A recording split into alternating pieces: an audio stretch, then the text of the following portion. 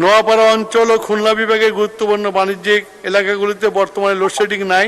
দেখেন বিদ্যুৎ মন্ত্রী ইকবাল হাসান মাহমুদ কি বলছে যে খুলনা, যশোর, নোয়াপাড়া, ঠিক আছে, এখানে নাকি বিদ্যুতের কোনো সমস্যাই নাই, লোডশেডিং নাই, প্রচুর চাহিদা। কিন্তু সে পুরো বাংলাদেশের খবর কি রাখে? তাহলে পুরো বাংলাদেশই তো হচ্ছে লোডশেডিং জর্জরিত।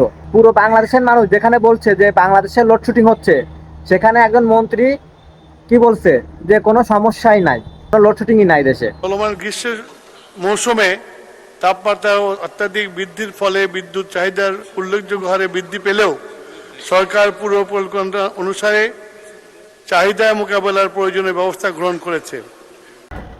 একটা মিনিট তার বক্তব্য মন দিয়ে শোনেন, মানে দেখে দেখেও রিডিং করতে পারে না। তো এরা হয়েছে দেশের বিদ্যুৎ মন্ত্রী, এ মন্ত্রী, সে মন্ত্রী, ঠিক আছে, রিডিং করতে গেলেও দেখেন ঠিক মতন উচ্চারণ করতে পারতেছে না। 2026 সালের পরিপ্রেক্ষিতে বিদ্যুতের চাহিদার বিপরীতে উৎপাদন পরিকল্পনা করা হয়েছে। সেই অনুযায়ী প্রয়োজনীয় জ্বালানি, গ্যাস, তরল জ্বালানি ব্যবহার করা হয়েছে।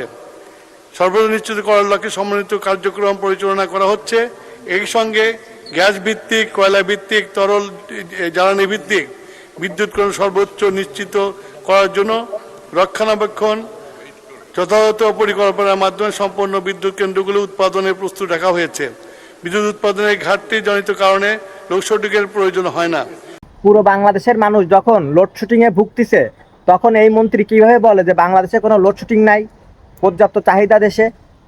তাহলে কেন কেন ঘন্টার পর ঘন্টা দেশে কারেন্ট থাকতেছে না, বিদ্যুৎ থাকতেছে না? তবে বিদ্যুৎ কেন্দ্রের জরুরি রক্ষণাবেক্ষণ, ঝড় বৃষ্টি, অন্যান্য প্রাকৃতিক দুর্যোগ সঞ্চালন বিতরণ লাইনে নির্ধারিত অনির্ধারিত রক্ষণাবেক্ষণ কার্যক্রমের কারণে কখনো কখনো সাময়িক বিদ্যুৎ বিভ্রাট ঘটতে পারে। দেশে মোট বিদ্যুৎ উৎপাদন ক্ষমতা 32,332 মেগাওয়াট, ঠিক আছে। তার মধ্যে সর্বোচ্চ বিদ্যুৎ উৎপাদনের রেকর্ড 17,200 মেগাওয়াট। আমাদের বিদ্যুতে ঘাটতি নাই। যে লোডশেডিং এর ডেফিনেশনটা একটু পরিবর্তন করতে হবে।